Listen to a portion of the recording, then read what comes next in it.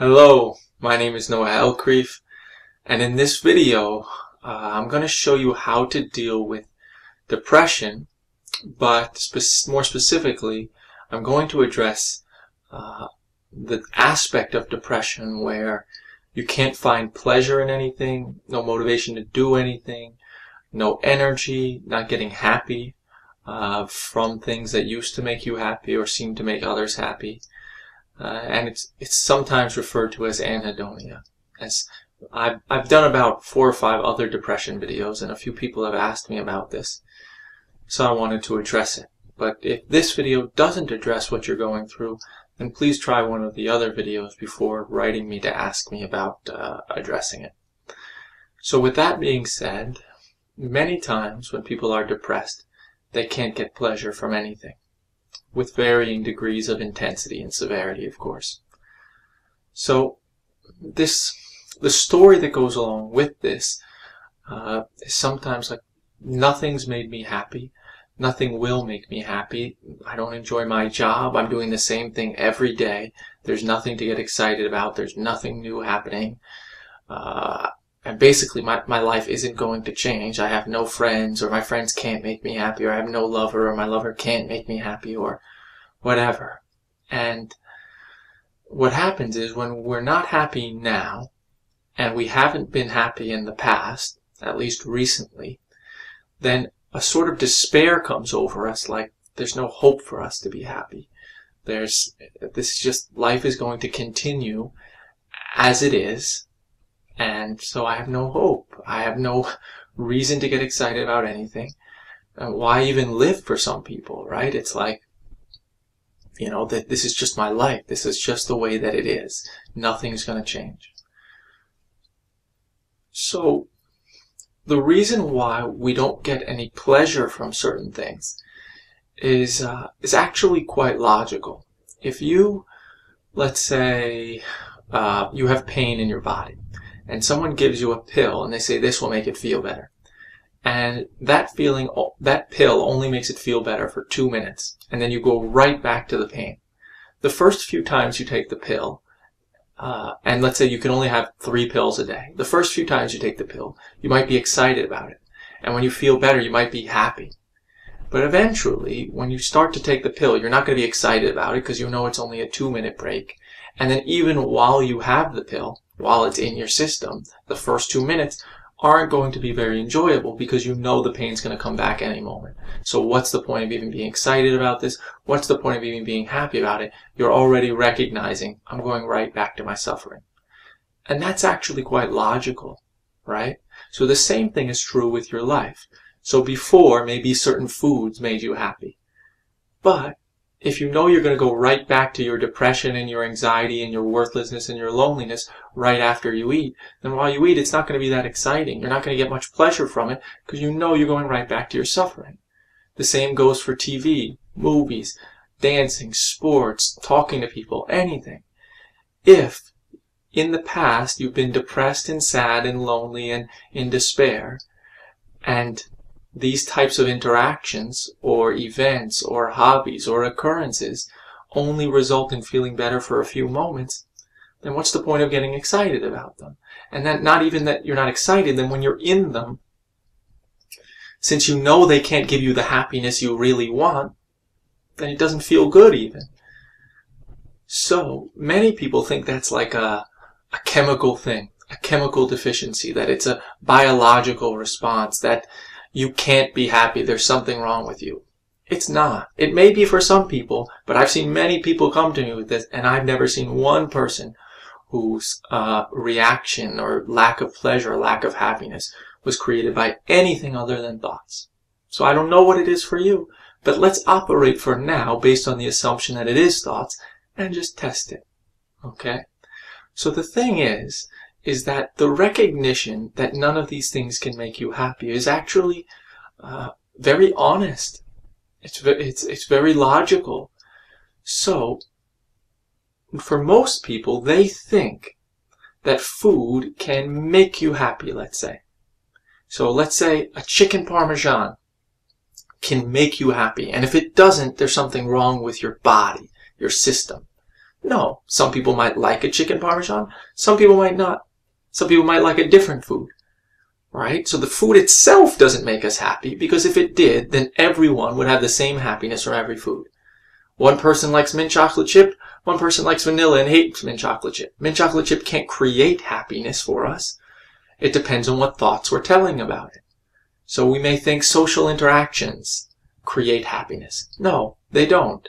For some people, a specific interaction, if two people talk to one person, right, in the same way, and the one person says to both of them the same thing, one person can feel happy and one person can feel anxious, nervous, scared, worried, not believing what they say, or anything in between. Does dancing create happiness? One person while dancing feels happy, the other insecure, worried. Or one person in some moments feels happy while dancing, and in other moments is thinking about the future, insecure if others are judging them. There is no fact that creates happiness. Let's be very clear. There is no fact that creates happiness. Does a movie create happiness? If it did, then everyone who watched that movie would be happy every single time. Any fact that you think creates happiness doesn't. Because for any person, sometimes it will, sometimes it won't. Or sometimes they'll be happy, sometimes they won't be. And for any fact, some people will be happy sometimes, some people won't be happy. That means it's not any fact that creates our happiness, it's only our thoughts.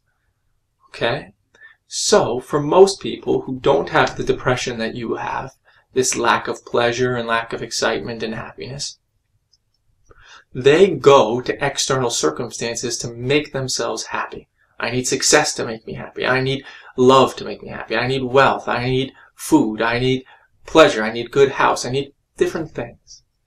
But none of them actually makes them happy. No matter what success you get, achievement you get, love you get, relationship you get, kids you get, anything, no matter what, you still have all the same thoughts that create your anxiety about the future. Anxiety about health, anxiety about wealth, anxiety about dying, anxiety about your looks going, anxiety about your career, worrying about what your boss thinks, worrying about your coworkers thinks, worrying about what strangers think, worrying about whether your partner loves you, worrying about whether your kids like you. You still have guilt about what you've done in the past, if you're a good mother, if you did good to your husband, if you whatever. You still have judgments about others. You still have insecurity about yourself, insecurity about your personality, looks, appearance, everything.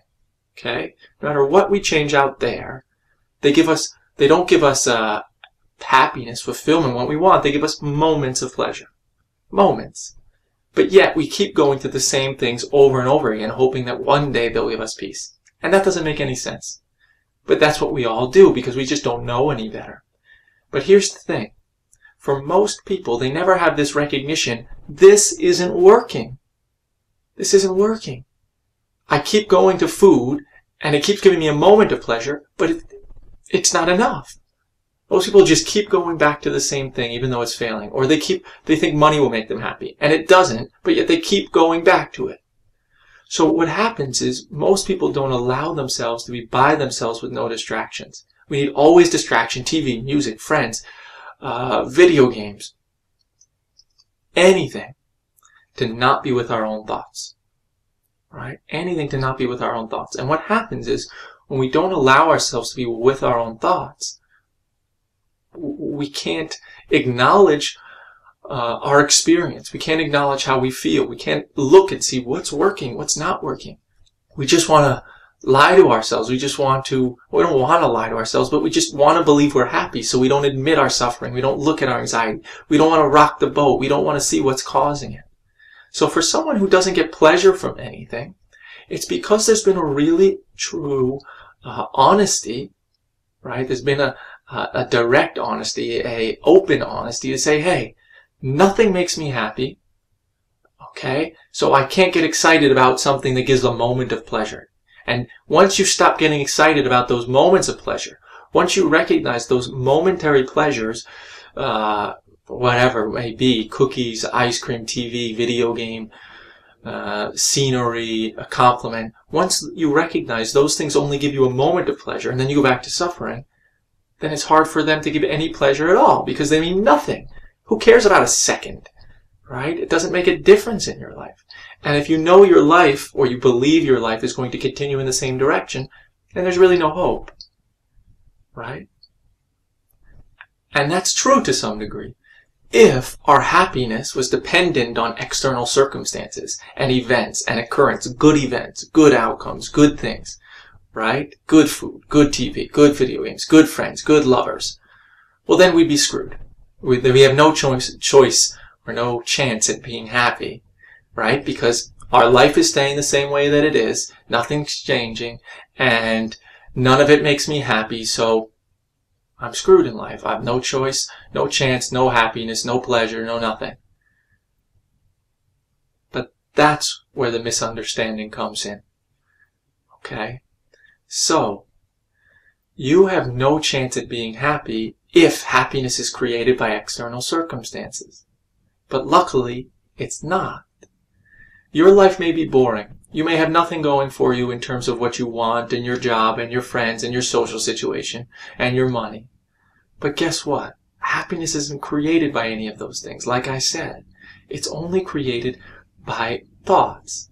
Thoughts create all the forms of suffering. So happiness doesn't come with getting something, getting well, success, love. No, nothing can make you happy unless it deletes the thoughts that make you unhappy, changes the relationship you have with your own thoughts. Okay? So you are at no disadvantage whatsoever for being happy because your situation doesn't create unhappiness. It's just our thoughts. So now, with that being said, what are you supposed to do about it? What are you supposed to do about it if nothing out there can make you happy? Well, you need to question what's here now. Okay? What's here right now? So you're here and you're listening. But actually, listening is just occurring on its own. You don't need to do it. It's somehow just happening on its own. You're here and listening is happening. So, who are you right now? And notice how you want to go into your imagination to tell a story of who you are. But stop. Keep your attention on my eyes and my voice just for this moment. Not because my eyes or voice are better, but just out of curiosity. What's here now? Right? Where's my nose? Where are my hands? Where's something wrong with me? Notice how when we ask where's something wrong with me, we have to go to our imagination to find it. There's nothing actually wrong with you in reality. So, look in this moment. Imagine a house in your imagination, right? Close your eyes, imagine a house. Now open your eyes. That house doesn't exist in real life, right? So now, imagine something wrong with your life. Where is it? It's not here now. Where is it? Where's wrong? What's the shape of wrong? What's the size of wrong? Stop. Bring your attention back to my eyes. If you ate an apple yesterday, where is it now? Picture it. Well, it's not here in reality. Just because it existed in one moment doesn't mean it exists now. You are here, just being. You may have had something happen in the past, but it's not here now, so it doesn't exist. Whatever you think happened that was bad or is bad in your life, it's not here now. It can't create suffering now other than in your imagination. Stop. Allow thoughts to do whatever they want and notice how they're trying to take your attention. Notice how they may be trying to convince me, no, you don't see where I am. Everything is bad. Look at my hand motion. Is this a good or a bad hand motion? Just a hand motion. It's not good or bad. Good or bad don't exist as part of the hand movement. What's the color of bad? What's the shape of bad? What's the size? What's the texture? How would you ever measure bad? See, we confuse, when we say this is a bad movement, we confuse movement and bad to be existing in part of the same world. They don't. Bad exists in imagination, movement exists here. So if you see something in your room and you say that's bad, that's a bad door, that's a bad window, that's a bad size. No, it's just size, window, door. Bad exists in your imagination, separate from the things you're looking at. If you look at your body, you say bad. Where's bad? My nose exists even when I'm not thinking about it. But ugly nose only exists as a thought. It only exists when it pops up in our head. Stop. Allow yourself to just be as you are in this moment. Be very curious what is real and what is not. Stop. Notice what thoughts are doing. And let me ask you again, who are you? Who are you right now? Where's something good about you or bad about you? Where's boring? Where's interesting? Show it to me. You are neither. You are here and neither of them are here. So neither of them can be you. Show me smart. Show me stupid. Show me failure, show me success. What would they look like? How would you show them to me? How would you verify it to me? Now. If you can't do it now and you are here, then it can't be you. My hand is here, right? So anything not here now can't be my hand. So you are here now. Anything not here now can't be you. Stop. Allow yourself to be as you are. Allow yourself to feel as you feel. Don't try to change your feelings. Who says your feelings are bad? You'd only try to change something if you first believe that something is wrong with how they are now. So all day, all life, we're just trying to change, fix feelings, fix ourselves, fix our job, fix our relationship, fix anything. Stop. Before you try to fix anything, be really sure something's broken now. Show me something broken about you. Not in your imagination. Every time your eyes leave my eyes, you left the room. You've gone into this fantasy land. And we believe it to be just as real as this life, reality. I want you to just notice that. Just notice how you keep going into your head. Right? If I ask you, where's your phone? Where's your computer? Where's your shirt?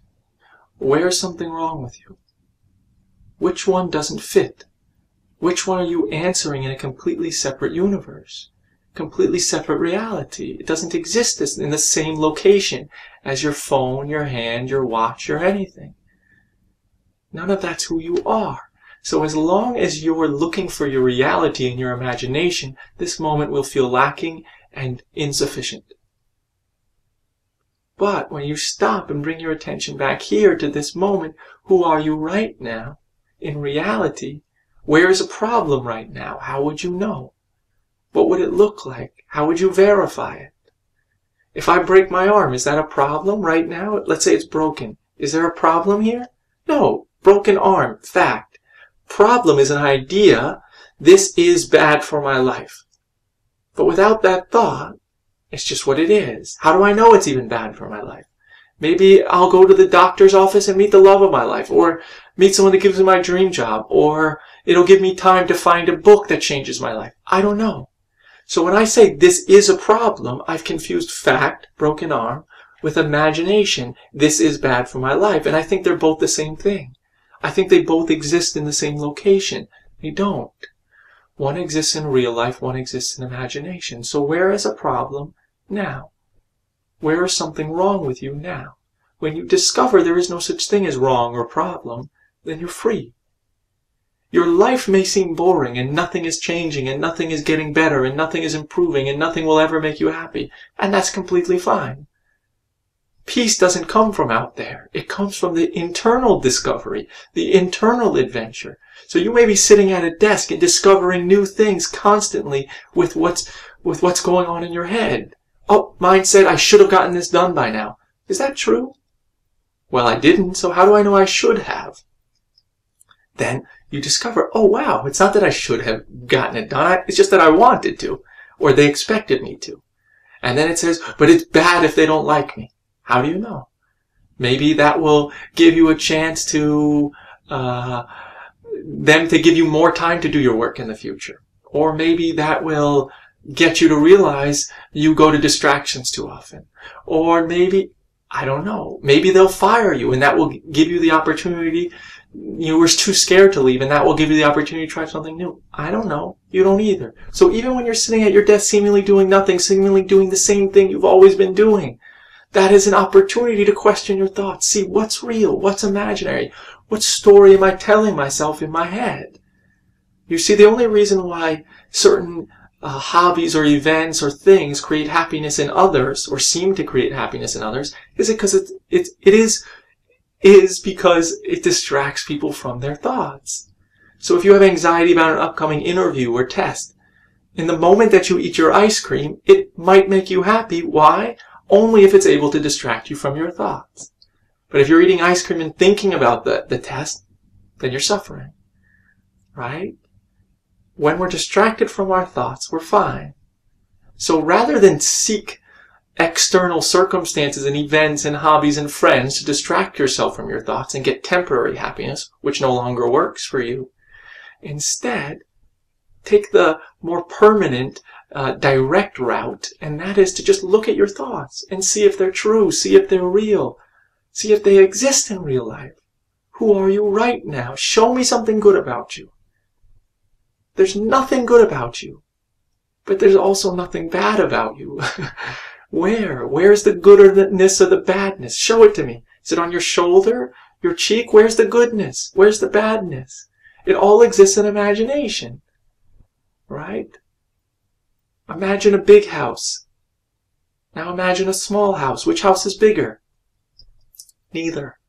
They're both imaginary. Imagine a hot coal. Imagine an ice cube. Which one's hotter? Neither. They're both imaginary. So imagine something good about you. Imagine something bad about you. Which one's good, which one's bad? Neither. They're both imaginary. Stop. Bring your attention back to my eyes. Allow yourself to be as you are. If you can't get pleasure from certain things, okay, that doesn't mean there's something wrong with you. It means you've recognized that can't give me what I want. I want freedom. I want peace. I want contentment. I want to feel whole. I want to not have anxiety, not have worthlessness, not have anger, not have judgments, not worry all the time. Well, guess what? Nothing out there can do that. So it's quite logical that it doesn't give you pleasure, because it can't give you what you want. Right? Stop. Notice what thoughts are doing. Notice how thoughts are playing their game, trying to convince you that there's a problem, that there's something wrong. Okay, allow that. But that's not you. You're just here being. Any story of you isn't who you are. It's just a story. Same as every other story. Imaginary. Okay? So I hope that helps. I hope you got it. Not that you understood it intellectually, but that you really had a glimpse, maybe just for a second, or maybe for a minute, that you saw, wait, imagination isn't part of reality. Good and bad isn't real. I don't even know who I am. I'm just here. Just a glimpse, because that glimpse can help you to say, okay, maybe I want this. Maybe I want to see what's deeper here than just what I'm doing with my hands all day, right? Maybe there's something more to life than that. And you're at no disadvantage whatsoever. You're at an advantage for experiencing the real peace and contentment and wholeness in life, because somehow this lack of pleasure in life has acted as a catalyst and gotten you to open up enough to look at this video and be willing to say, hey, maybe he's onto something. Where's good and bad? I don't know. So I hope this helps. I hope it does what it needs to do for you. And if you give yourself to this, if you start questioning what's real and what's true, I promise you, if you discover the difference between reality and problem, good and bad, the result is endless peace and freedom in every moment. It doesn't matter what's happening to you. It doesn't matter what situation you're in. It doesn't matter anything. Because there's no such thing as a problem in real life. There's nothing to create suffering in real life. It's all imaginary. Okay?